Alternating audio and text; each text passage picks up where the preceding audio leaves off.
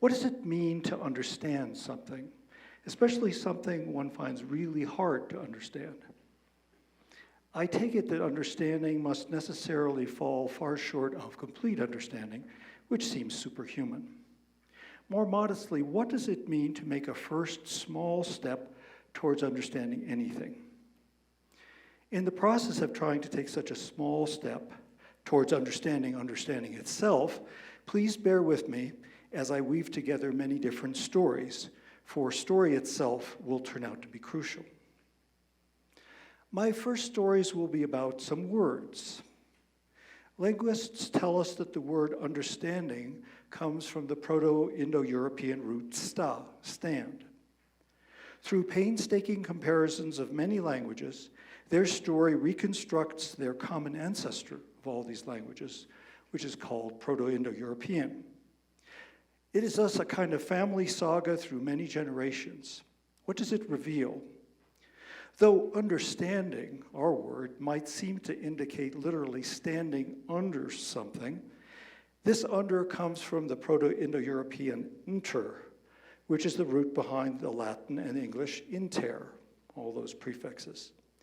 In Old English, the prefix under could mean between, among, in the midst of, before, in the presence of, being close to.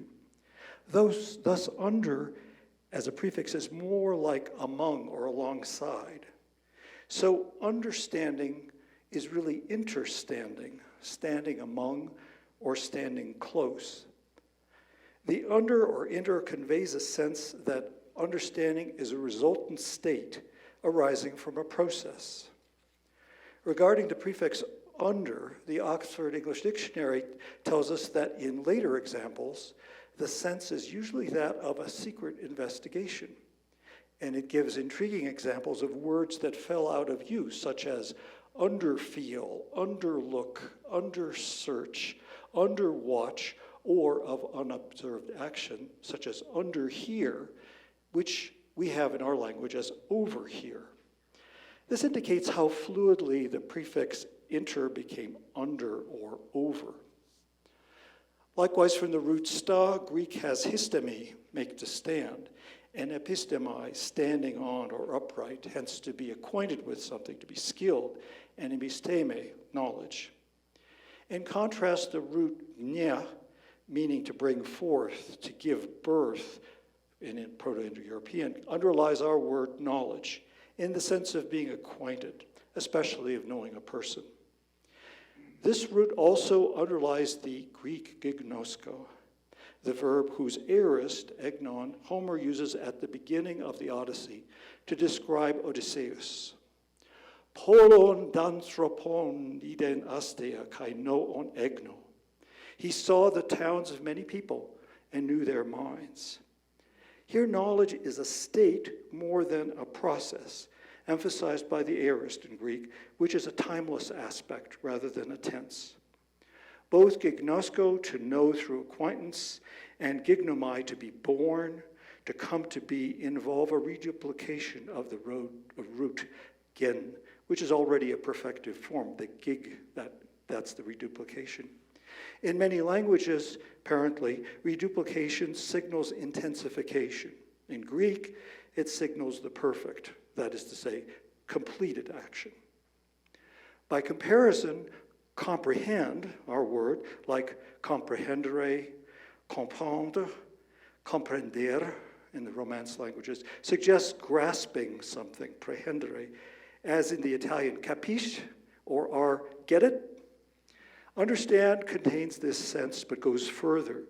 Compare the usual tone and implications of saying, I know, with I understand.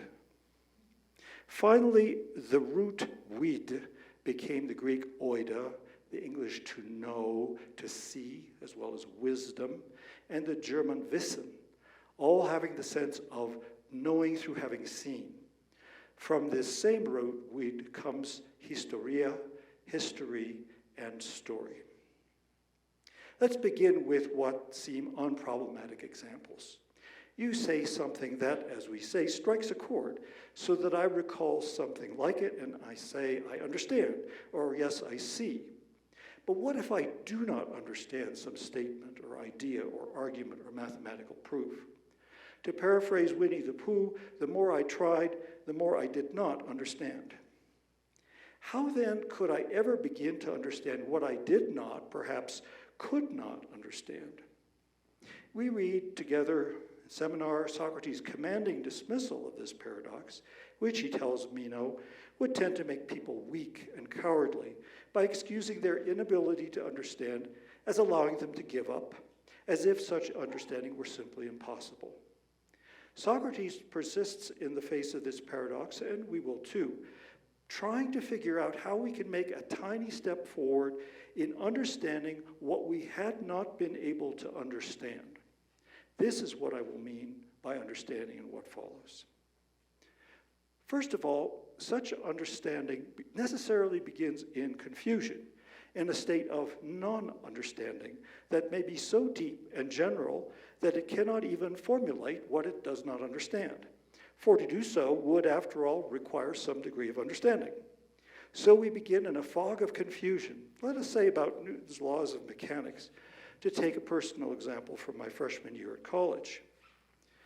I heard my teacher's excellent lectures, read and reread the textbook, tried to do the problems about pulleys, which make me nervous to this day, and realized I was hopelessly confused.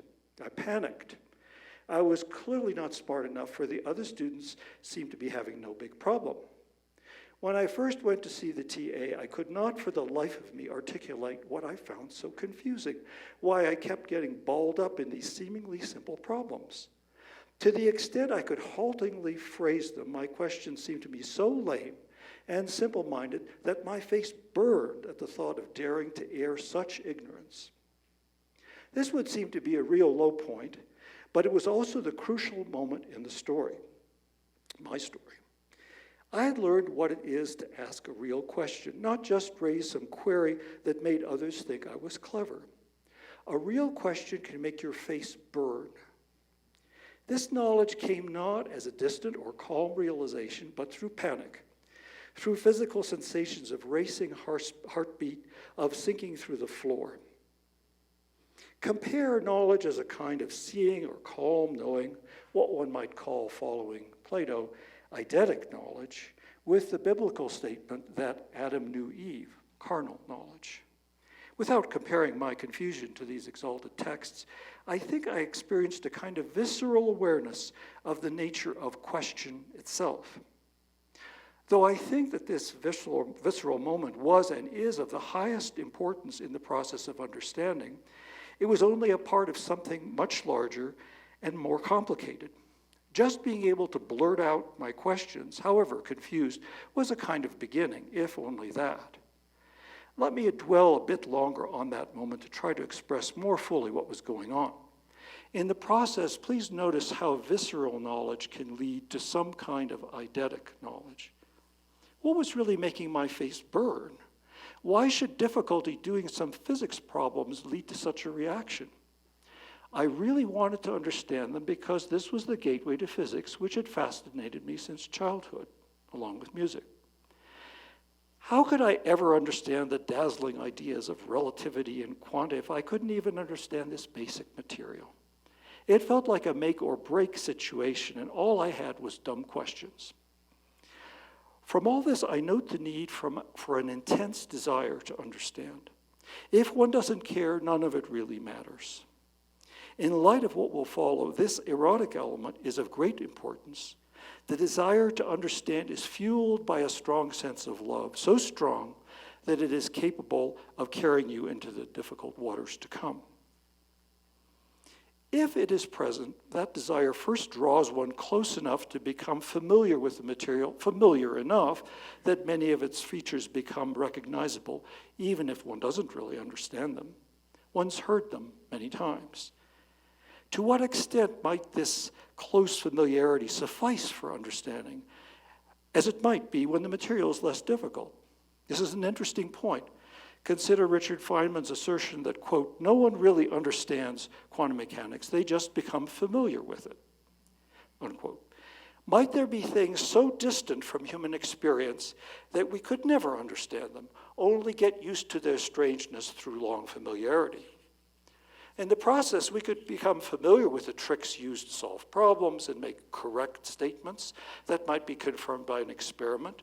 But if pressed, we couldn't give a rational account, as Plato put it, that might demonstrate real understanding. How can you tell, or if your or someone else's understanding is genuine or just a bluff? Beyond that, what are the limits of human understanding?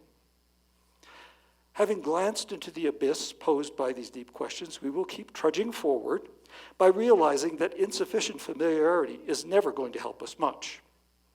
Since we are understanding things that are difficult for us, it would seem impossible to do that if we avoid getting familiar by just skimming the surface out of fear of the difficulties.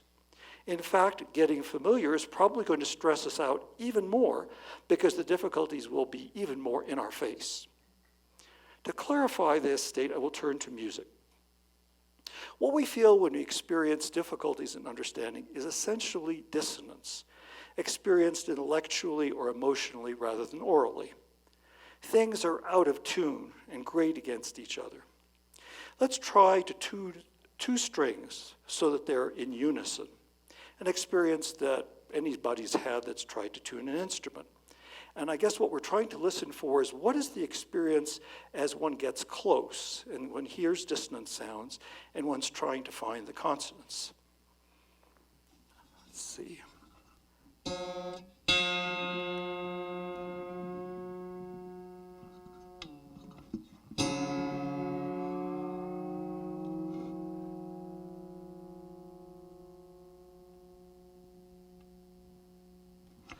I hope that you could hear that the closer you got, the more dissonant it sounded, so that as you seem to be getting closer, actually things sounded worse.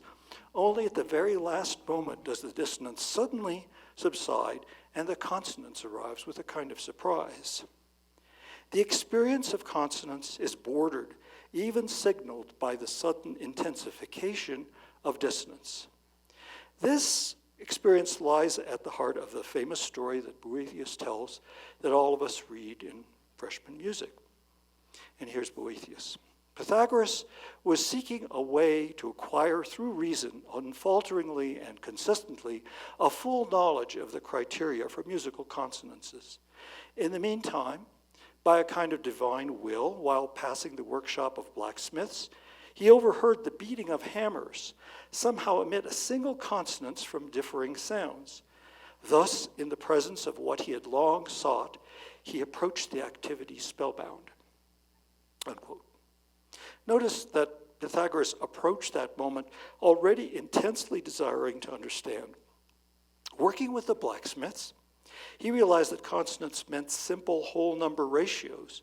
One of the hammers was discordant, quote unquote, because its weight lacked any simple whole number ratio with the other hammers in the story.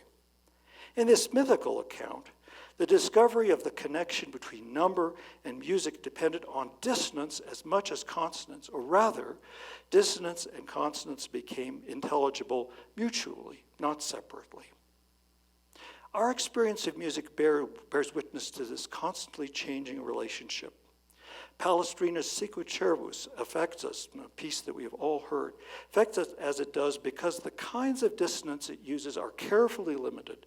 And even those he uses, he carefully prepares, both entering and leaving the distance, always by step, never by a leap.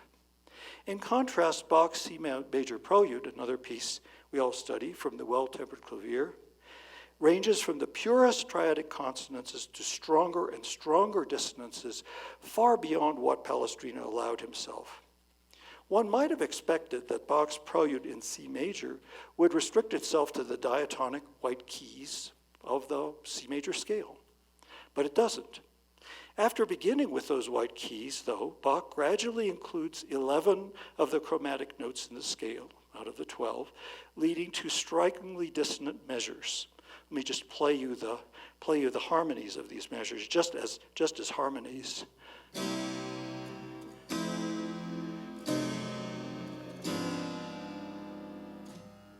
That's at the heart of this prelude, those dissonant sounds.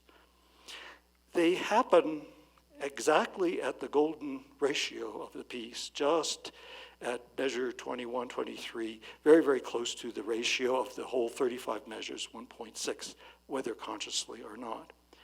These measures, those very dissonant sounds, come just before he introduces the 12th and final chromatic step that had been missing, E flat in measure 26, as part of the dominant pedal and closing peroration. So let me play the whole prelude as it's written, and you'll have in your ears the sort of looking for the dissonances.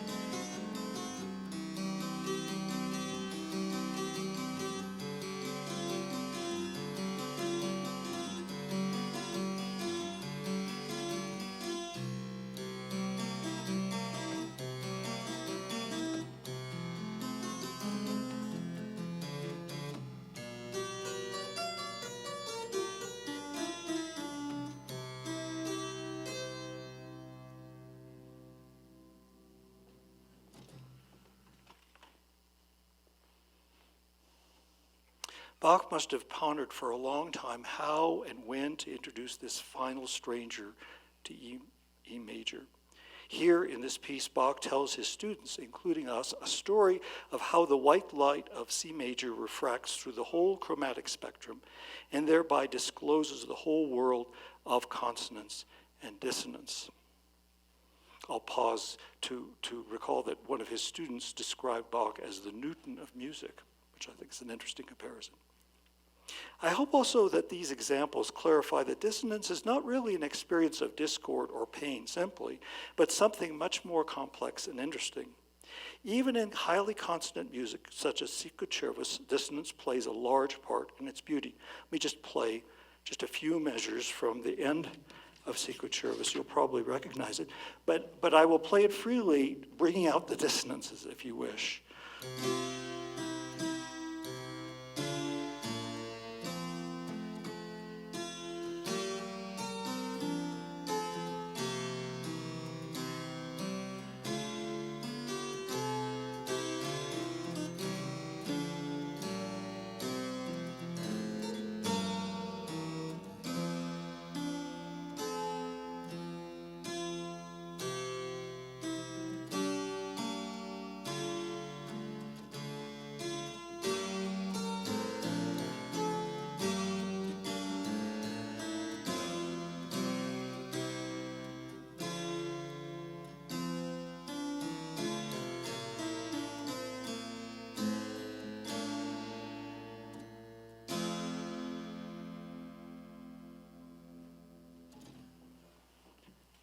I chose to play it on a harpsichord because you could hear it in an older temperament, the temperament probably close to what Bach would have used, as opposed to the piano, in which the dissonances would have been less intense.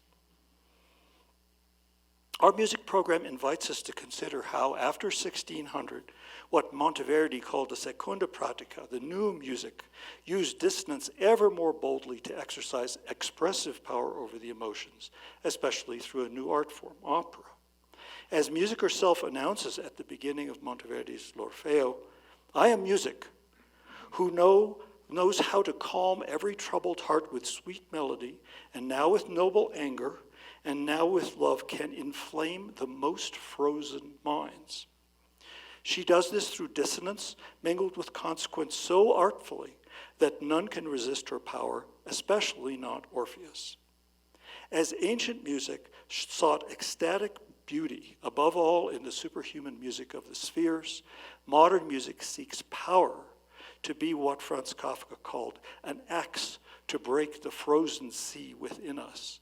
In so doing, art not only evokes, but alters our desires. With all this in mind, we may hear Bach's prelude teaching a carefully graduated progression from consonance to dissonance and back that can help us consider cognitive dissonance, a term that brings this important musical concept to bear in social psychology. When we are struggling to understand something, we experience cognitive dissonance at first viscerally, feeling tugged in contrary directions that leave us at a standstill, unable to articulate what exactly is our problem. Though we initially experience this as simply uncomfortable and even bewildering, it is an essential beginning in finding new understanding. Remember the result of our demonstration with the monochord. The felt experience of dissonance becomes more and more intense as we reach the verge of consonance. Likewise, cognitive dissonance becomes more intense just before we begin to understand. In classic conditioned reflex experiments with dogs, a bell sounds to signal the arrival of food while a buzzer signals an impending electric shock. The dogs respond accordingly to either signal alone. When both bell and buzzer are sounded simultaneously, most dogs become extremely anxious and neurotic, bewildered whether they're going to be fed or shocked. I have heard, however, that a few dogs react quite differently. The scales fall from their doggy eyes, and they realize that both bell and buzzer are arbitrary signals, meaningless in themselves. They see through their situation and become deconditioned. They may become intractable, untrainable, bad dogs, understandably disillusioned by the cruel deceptions they've experienced from humans. They are afflicted by a deep philosophical problem, the disjunction between reality and representations. In contrast, consider John Keats's description of what he calls negative capability, which he describes as capable of being in uncertainties, mysteries, doubts, without any irritable reaching after fact and reason. This describes the experience of dissonance not through its immediate tension or emotional cost, but through the suspension of reaction. Keats's irritable reaching refers not so much to the state of doubt and uncertainty as the attempt to quell it or resolve it by fact and reason. He would have us feel the dissonances for a long time without reacting. I think this is connected to his injunction, oh, for a life of sensations rather than thoughts. By thoughts, he refers to the facts and reason we tend to reach for irritably, while sensations are intense feelings that may be the real insight. Think about the irritation experienced by an oyster, which does not or cannot expel the grain of sand, but instead secretes around it the successive iridescent layers that finally comprise a pearl. In the face of doubt and uncertainty, Keats counsels us to wait and keep waiting. How long? If we don't wait long enough and escape into fact and reason, we may miss the moment. What moment? The moment when everything changes, which the Greeks called kairos, the decisive moment, as distinct from the passage of mere time, chronos, or the endless cycles Greek calls aion. Kairos is opportunity, the decisive instant when the arrow must be released to hit the target, or the shuttle pass through the loom. As the Hippocratic precept puts it, time is that in which there is the moment, kairos, and the moment, kairos, is that in which there is not much time. In medicine, kairos is the crisis or turning point in an illness, the crucial moment when the fever may break and health return or not. The first aphorism of Hippocrates tells us that life is short, art is long, opportunity, kairos, is fleeting, oxus, experiment, perilous, judgment, krisis, difficult.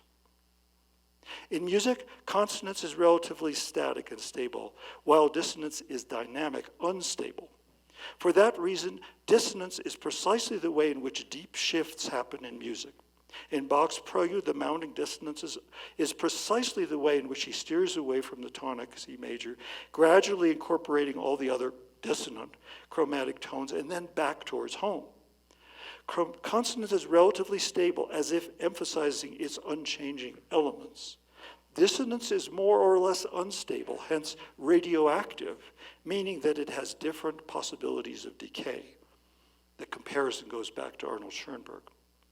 Because of this, dissonance is capable of mediating the transmutation of elements, or, in musical terms, a change of mode or key. It does so by pulling in contrary directions at once, thereby enabling changes of mode, which previously were assumed to be unchangeable. By the 15th century, as natural philosophers were contemplating what principle could possibly allow the seemingly unmoving earth to move, music had already provided examples in compositions that intentionally changed from one mode to another. Dissonance enables, perhaps even mandates, modulation, transformation. In the struggle to understand, dissonance invites us to change our perspective or vantage point to a new one, quite different from the perspective with which we began. That is, our new understanding is often of a very different character than our previous assumptions. We had thought we could understand on the basis of things and ideas we knew, but learned that we had to change the whole framework of our understanding in ways we did not, and perhaps could not, anticipate. Though we had thought that the earth was inherently fixed and immobile, at a certain point we realized somehow it could move. Let me dwell on this. We tend to assume that understanding means understanding in the ways and in the terms I have known up to now. Instead, the nature of understanding itself can fundamentally change, which we experience as confusing and disorienting dissonance. To change our vantage point is not a simple or easy thing, as if we could effortlessly decamp from where we had long been stationed so that we could gaze at will from some other very different place. Dissonance tells us both how long reaching a new kind of constant of understanding can be. Its inherent instability also pushes us towards that understanding. It seems only fitting that to receive some really new understanding, we must pay some kind of price. In old legends, those who wish to find a treasure must leave some blood behind. Once there was a man who loved butterflies, fascinated by their transformation from larvae to beautiful winged beings, but he was disturbed by the insect's life or death struggle to emerge from its cocoon. To help them, the man used a scalpel to cut a tiny incision into the wall of the cocoon. It worked. The butterflies emerged much more easily and looked perfect. There was only one problem. They could not fly. The struggle to break through the cocoon was evidently necessary to develop the strength of their wings. In this case, there's a clear relation between the muscles that need to be strengthened sufficiently in order to first break through the cocoon, which then enable the wings to fly. In close analogy, the struggle to reach a new point of view involves wrestling with the precise difficulties that lead to a new understanding. At the beginning of the struggle, we tend to be so confused that we can't identify what is the crux of our difficulty, which muscles we have to stretch. Yet precisely the struggle is how we come to know that crux. Above all, we need to find a place to stand, a new place to stand, where we could recognize it. Or perhaps we need a place to land. William James once observed that, quote, "Our mental life, like a bird's life seems to be made of an alternation of flights and perchings. The rhythm of language expresses this, where every thought is expressed in a sentence, and every sentence closed by a period. The resting places are usually occupied by sensorial imaginations of some sort, whose peculiarity is that they can be held before the mind for an indefinite time and contemplated without changing. The places of flight are filled with thoughts of relations, static or dynamic, that for the most part obtain between the matters contemplated in the periods of comparative rest, unquote. These are the places we stand or understand. To his metaphor, I would add that birds need to be able to destabilize themselves to land or take off quickly, as well as to fly stably, as paper airplanes or commercial airlines fly. Another way of thinking about dissonance is to view it as reflecting our ability to will and endure destabilization so that we can take off and land.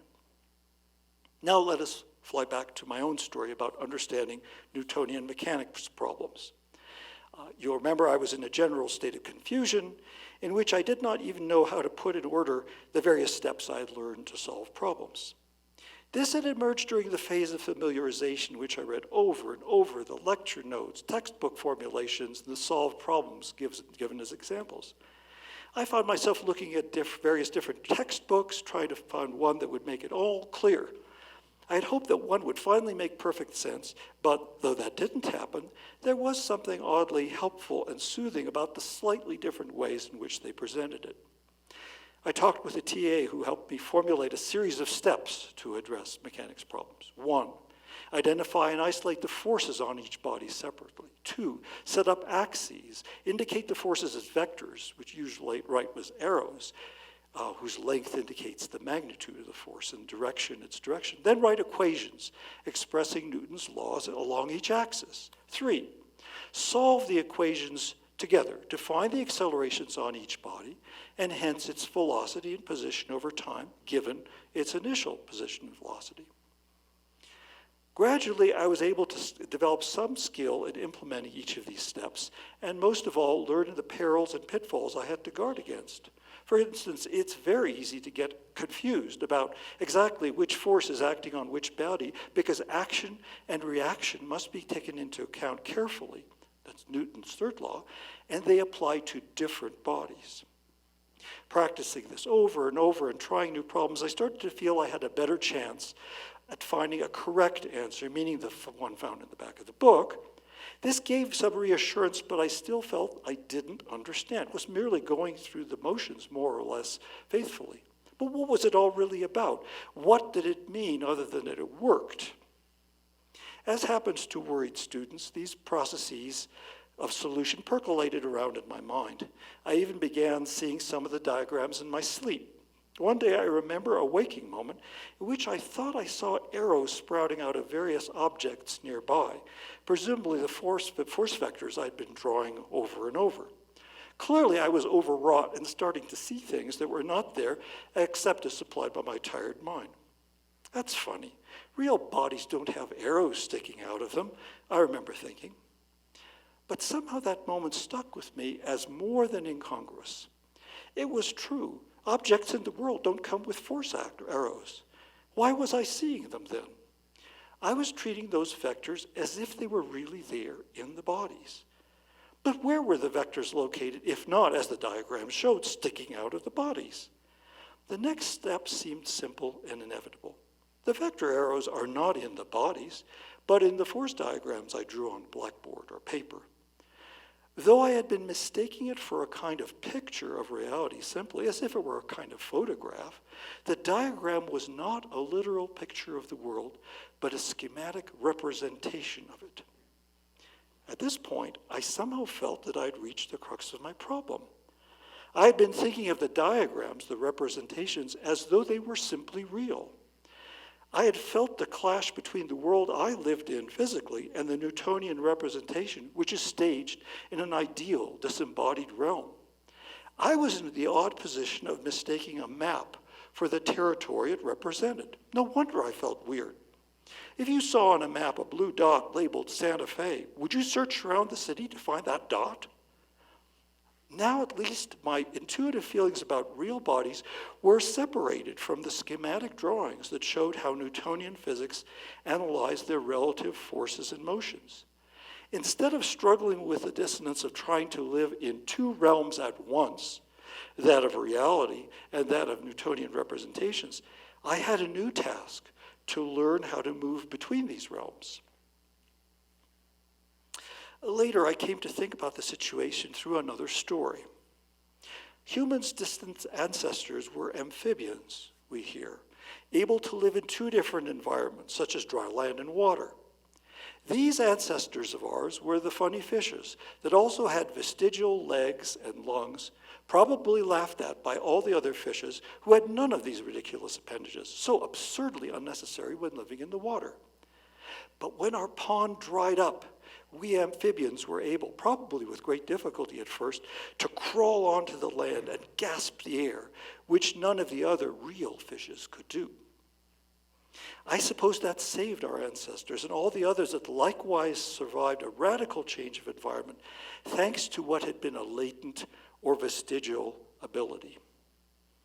In my case, I realized that my difficulties somehow stemmed from living in two worlds without knowing it. That understanding me helped deal with going between them simply by realizing how strange that process was, so that everything that I learned about the difference between the two realms, the idealized theoretical picture and the felt reality, would help me negotiate the passage between them. I still had difficulties doing the problems, but now I felt a kind of control or agency I had earlier lacked. It's hard to be scared of a representation. I also realized that the difficulties I experienced with such stress were in fact the cause of my new understanding, rather than being things I left behind as irrelevant. The difficulties made even were the substance of what I now understood a bit better. Textbooks tend to minimize, even dismiss difficulties.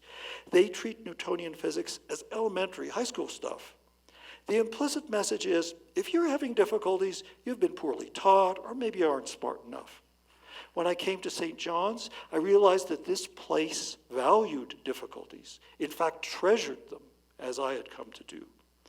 In fact, Newton's physics is deeply difficult. It took the strange and somewhat twisted mind of Newton to discover it. No wonder that we struggle to understand it. If I had thought about telling my physics teachers my little insight, I assumed they probably would have agreed, but found it so boring and obvious they scarcely would have believed it necessary to say it in so many words. At this point, I wish I had actually asked them, but I didn't.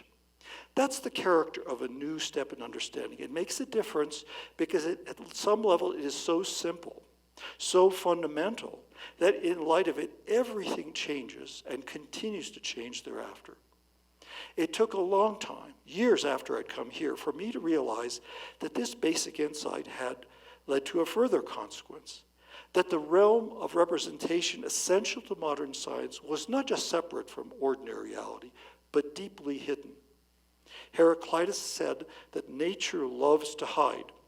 Modern science took that hiddenness as its great theme, though as befits something hidden, that secret was not announced or discussed. It was the subject of my first book, Labyrinth, which begins with a child, 5 years old, gazing at a compass his father had shown him. To express his wonder that it could always find north, he put it this way: something deeply hidden had to lie behind things. As an old man, Albert Einstein still remembered that this realization had made him tremble and grow cold. In this story, as in all the stories I have recounted, something happens that is irreversible. As he worked on his stories, Kafka kept before him a piece of paper with the words, "There is a point beyond which there is no turning back. The thing is to reach that point." That's Kafka. The point of no return turns a series of events, a pure account, perhaps even a rational account, into a story. It may take many different forms, such as the climax of a tragic action, the moment Aristotle calls peripeteia, turning around, the turning point. Such a moment of kairos can have many shapes, of which tragedy and comedy are only two extreme cases. Wondering about something, we ask, what's the story? We mean the story behind it, behind indicating a certain hiddenness of stories, the mysterious way they thread together events in ways that early were not immediately perceptible. The process of understanding is finding the story that lies behind something. This process can take many forms, as in each of the stories I've told. My own story concerned a realization about representation and reality, but that perhaps describes many other stories as well. A proof in Euclid is also a kind of story. Perhaps when we read, "Let there be a triangle ABC," we should think of it as, once upon a time, there was a triangle. In fact, I think our understanding of mathematical and scientific texts in particular would be helped if we read them more as stories, indeed with the same degree of imaginative participation that we bring to fiction or poetry. Often people tend not to react or respond while a mathematical proof is being presented or some physical argument considered. They tend to treat these as somehow impassive or unemotional, and indeed, the passions are given no outward expression in such texts. I think this is why some of the most passionate class discussions happen in math and lab at this college. Yet if we liked or didn't like a certain argument, we realize at some point that our final judgment of it can't really rest only on our initial reaction. Especially the dissonant situation of not liking an argument calls into question whether we should follow its story even more closely so that we can understand better. Still, I think that our reactions form an important part of our emergent reading of the story being presented in that proof or text. Consider the way chess games are described and annotated. Usually some master player will describe the salient features of the strategy, offering refers to shared names like the Sicilian defense, the Queen's Gambit accepted, and so forth. Each move by white and black is listed, and sometimes the ancestor will put a question mark after a certain move, indicating their doubt about its soundness. Conversely, an exclamation point will signal a brilliant or surprising move, while a question mark and an exclamation point together will indicate both together. As we read and study proofs and scientific arguments as well as stories, we should mark them with something like an exclamation point, a question mark, or both of them, using these to focus and express our reactions largely so that we can come back to them, think about them further, talk with other people about what they felt, and probably revise or amplify these reactions with our succeeding thoughts and realizations. When infants try out food for the first time, often their very first reaction is a scrunched up face like this, maybe even spitting it out. But during their second or third bites, or later trials, their initial expression of disgust may turn to surprise or even pleasure. Noting our reactions is not just a way to encourage us to register our feelings, while also suspending them for further scrutiny and re-examination, exercising some negative capability. It would also focus our attention on the unfolding story, especially on the crucial moments that give it irreversibility and narrative force. I've noticed that this is especially necessary for more modern works of science. More than once, I've heard someone asking in class why a certain series of steps must be the way Planck or Schrödinger or Einstein set them down. I think we're expecting something like a Euclidean proof, which creates a strong impression of inevitability, as if the steps could not possibly be different. But we know there could be several proofs of the same theorem, so that no one of them must be exclusively necessary compared to alternate versions. That is even more true of science from Galileo on. To appreciate this, we need to attend to the story each of these authors is telling us, not as something they must say in a certain precise way, but as something they choose to tell in that way, whose stages and steps they have freely chosen Those words seem odd descriptions of scientific or mathematical writings, but Einstein insisted that, quote, every scientific theory is a free creation of the human mind, unquote. It shifts our reading quite a lot to consider carefully what they have chosen to say and out of what possible choices so as to tell their story. For our part, we realize that we too, as readers and students, have to read each different work in different ways, in the process becoming new kinds of readers. Let's return to representations, which James described, you'll remember, as, quote, sensorial imaginations of some sort, whose peculiarity is that they can be held before the mind for an indefinite time and contemplated without changing, unquote. We need to become connoisseurs of representations, of which there are many kinds. I don't think anyone has ever really tried to compile a list. We've encountered a Newtonian representation, which is a copy of ordinary space in which idealized bodies are schematically represented, along with arrows representing the magnitudes and directions of forces. Earlier, we saw how I got confused between that representation and ordinary reality because they share so many features. Because it describes the physical world of our experience so well, should we say that the Newtonian representation is real? On the other hand, we represent quantum theory by something called Hilbert space, which has a potentially infinite number of dimensions that are not necessarily space and time, but quantum basis states. This quote-unquote space requires complex numbers, those that have real and imaginary parts. So it is very different from our space, in which you can't observe an imaginary number on any instrument or ruler. Because of its explanatory power, every smartphone depends on it, one might claim that Hilbert space is more real than our quaint reliance on ordinary experience in what we call space and time. In freshman lab, we study the development of the atomic theory, especially the question, we ask whether atoms are real beings, physically existing in our space and time, or are they just representations that are not physically real? After studying the evidence, should we conclude that atoms are real or not? What would it take to convince a reasonable person one way or another? After all, think about the story of the person who wanted to visit Wall Street so that they could see with their own eyes the literal motion of the Dow Jones Index up or down, as if they thought there was some real object moving up and down in Wall Street. They were in for a surprise.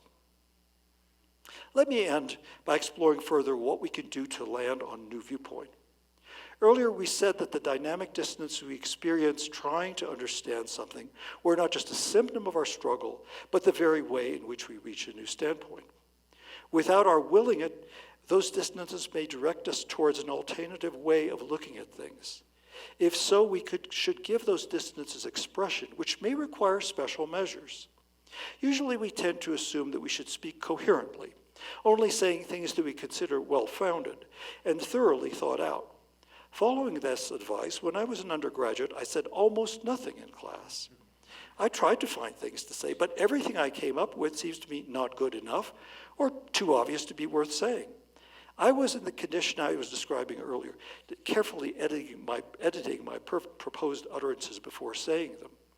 Since then, I've met many others with the same problem of stewing in my own dissonances, too ashamed or proud to give them utterance. Others feel inhibited by what they think are necessary principles, sometimes associated with what they call the scientific method. But as a great physicist put it, quote, the scientific method, insofar as it is a method, is nothing more than doing one's damnedest with one's mind, no holds barred, unquote. At some point, I noticed what happened when I happened to say something helpful. It was because I had begun a sentence without knowing how it would end. Consequently, those sentences were often awkward and filled with expressions like, I don't know how to say this, but, or, am I making any sense? Or even, can anyone help me? Indeed, others did feel moved to help. I noticed this was not just me. When a class really took off, those speaking often also spoke so spontaneously that they too did not seem to know how their sentences would end. Consider the description of this experience given by Heinrich von Kleist, one of my favorite authors, in his essay on the gradual formation of thoughts while speaking.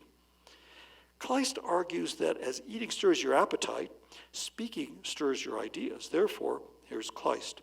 Because I do have some kind of an obscure inkling that harbors a distant relation to that which I am seeking, if only I utter a first bold beginning, as the words tumble out, the mind will of necessity strain to find a fitting ending, to prod that muddled inkling into absolute clarity, such that, to my surprise, before I know it, the process of cognition is complete. I mix in unarticulated sounds and make use of other speech-stretching rhetorical tricks to gain time enough to hammer out my idea in the workshop of reason, unquote. Kleist also observed that, quote, when speaking, we find a strange source of enthusiasm in the human face of the person standing before us, and from a look that signals comprehension of a half-formulated thought that we may often draw the expression needed to find the other half, unquote. Is this not a wonderful description of what happens surprisingly often in our classes and conversations? Kleist compares the quickly changing dynamic of this process to the phenomenon of static electricity, mentioning what he calls the Kleistian jar. This device was invented in 1745 by his ancestor, Ewald Georg von Kleist, and independently by two Dutch physicists. We know it as the Leyden jar. In it, you can actually store electricity. For instance, we can use a Wimshurst machine to generate a substantial amount of static electricity that can be stored up in a Leyden jar, like this. Let's see.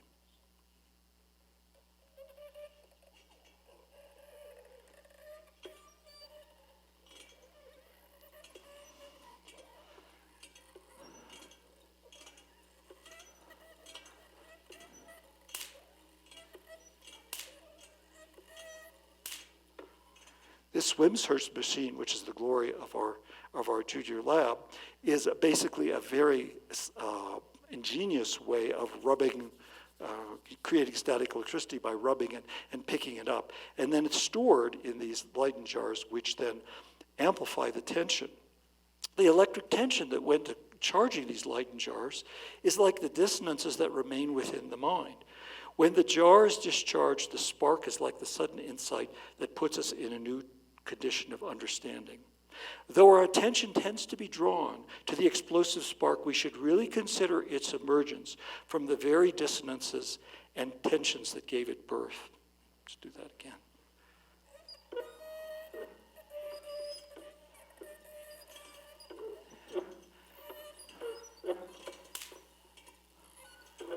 You can actually smell the ozone if you get up close. By starting our sentences without knowing their end, we let the spark out of the jar. That is how the spark is passed, the irreversible moment, the point of no return. Thank you.